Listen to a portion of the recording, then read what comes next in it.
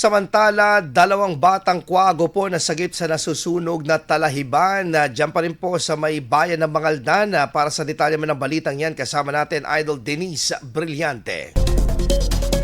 104.7 IFM Report.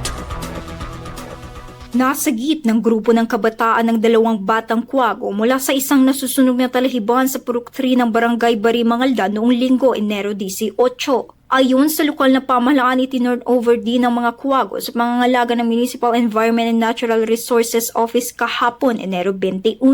Ayon sa mga kabataan, pinaghihinala ang may mga iba pang namamahay na Kuwago sa lugar bukod pa sa mga nasagip mula sa nasusunog na Talahiban. Kalaunan, inilipat din sa pangangalaga ng Sentro Central Pangasinan sa Dagupan City ang mga Kuwago na tinukoy na isang babae at lalaki upang mabigyan ng maayos na tirahan.